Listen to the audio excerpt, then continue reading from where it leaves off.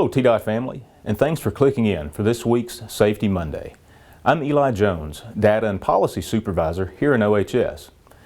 Well, another year has passed us by, and it's time to once again review our year-end safety data, specifically injuries and property damages. There are many areas that we improved on, and some that we actually regressed a bit. We'll briefly discuss these areas today, but if you'd like to view the full report, please visit the OHS SharePoint page at the link in this email. As a reminder, we report injuries in two categories, either OSHA recordable or first aid report only.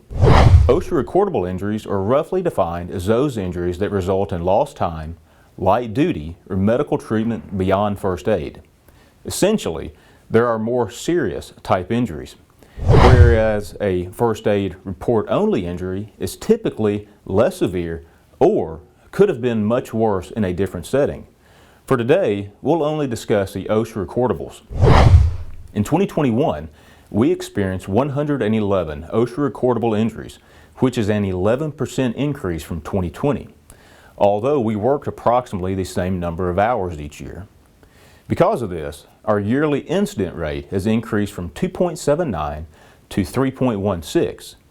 Incident rate is an industry calculation that tells us how many employees per 100 will suffer an OSHA recordable injury for the year.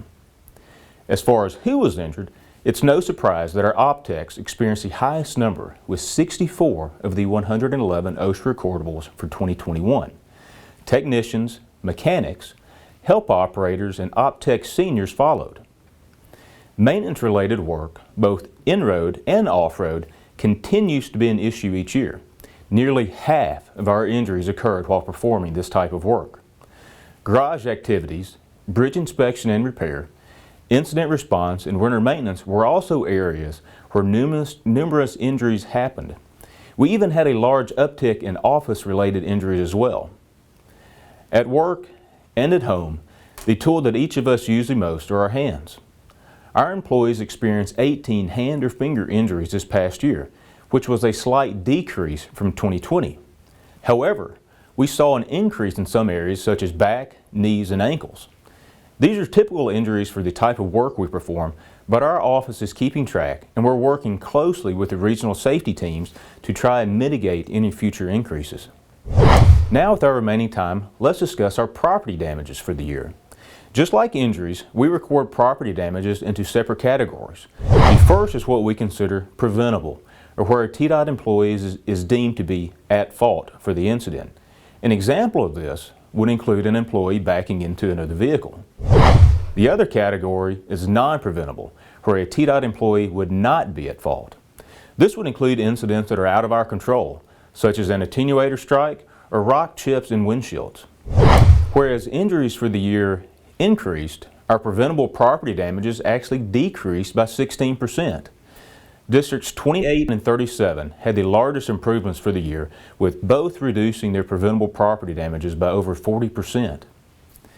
When it comes to which group of employees were responsible for these damages, it's once again no surprise that optechs had the highest totals since this group has the most employees. But what a turnaround we've seen from this group over the last few years. From 2020 through 2021, they've reduced their preventable damages by over 30%. Rounding out this group are our technicians, who also saw an improvement, followed by our help operators, optech seniors, mechanics, and optech supervisors. Historically, backing has been a persistent issue, and 2021 was no exception. The good news is, we actually improved this category by 30%. Equipment collisions, rear ends, and side swipes were also areas of concern for 2021. Other good news is that we had 4 major incidents concerning load securement in 2020 and recorded 0 for this past year. To wrap up today's video, I wanted to briefly mention attenuator strikes that happened during the past year. In 2021, we saw slightly fewer strikes in 2020 from 38 to 34, with Region 3 receiving the most with 14.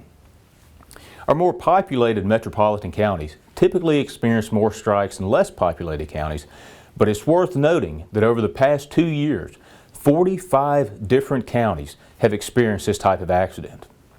Most of these strikes occur during traffic control or work zone protection scenarios, but can and do occur while we're performing any type of work along the roadway.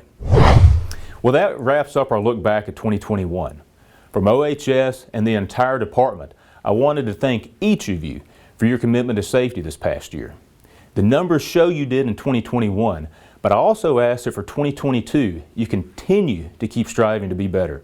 You continue to try and be safer today than yesterday, and that you always remember your 4. Thank you.